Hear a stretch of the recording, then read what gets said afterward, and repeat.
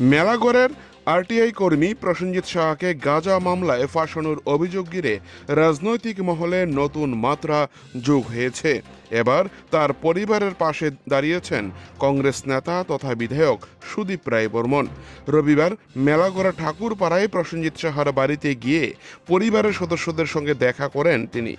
দীর্ঘক্ষণ কথা বলে পরিবারের খোঁজ খবর নেন এবং এই কঠিন সময়ে ধৈর্য ধরে লড়াই চালিয়ে যাওয়ার আহ্বান জানিয়েছেন। উল্লেখ্য, কয়েকদিন আগেই গাড়িতে গাঁজা রাখার অভিযোগে গ্রেপ্তার করা হয় আরটিআই কর্মী প্রসেনজিৎ সাহাকে। বর্তমানে তিনি জেল হেফাজতে রয়েছেন। তবে শুরু থেকেই প্রসেনজিৎ এবং তার পরিবারের দাবি তাকে পরিকল্পিতভাবে মিথ্যা মামলায় জড়ানো হয়েছে। এই দিন সুদীপ রায় বর্মনের সঙ্গে উপস্থিত ছিলেন কংগ্রেস নেতা নীলকমল সাহা, হাবিল মিয়া, দীপক চক্রবর্তী, লক্ষণ দাস সহ দলের অন্যান্য কর্মীরা।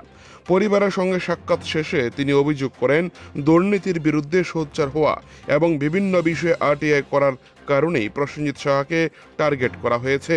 সুদীপ রায় বর্মন বলেন, প্রসেনজিৎ সাহাকে রাজনৈতিক উদ্দেশ্য প্রণীতভাবে ফাঁসানো হয়েছে বলে আমরা মনে করি।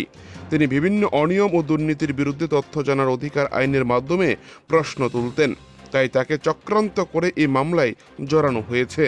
আমরা এই ঘটনার নিরপেক্ষ তদন্ত চাই এবং আইনি লড়াইয়ে তার পরিবারের পাশে থাকার বার্তা দিয়েছেন সুদীপ রায় বর্মন। মেলাগড় থেকে নিজস্ব প্রতিনিধির রিপোর্ট, টিভি 100 বাংলা।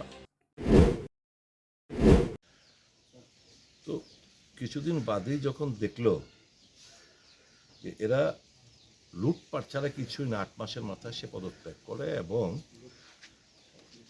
জিরো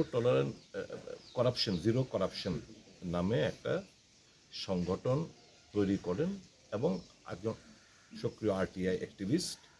বিভিন্ন করাপশনের সাথে তথ্যাদি উনি আরটিআইয়ের মাধ্যমে সংগ্রহ করেন এবং এ করতে গিয়ে সে লোক আয়ুক্তের কাছে মামলা করেন।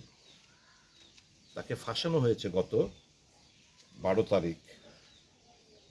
বাড়িতে ছিল এই এনডিপিএস কেসে গাঁজা ওর গাড়ির মধ্যে রেখে অন্যায়ভাবে তাকে গ্রেপ্তার করেছে এবং অন্যায়ভাবে তাকে এই এনডিপিএস কেসে এন্টেঙ্গেল করেছে।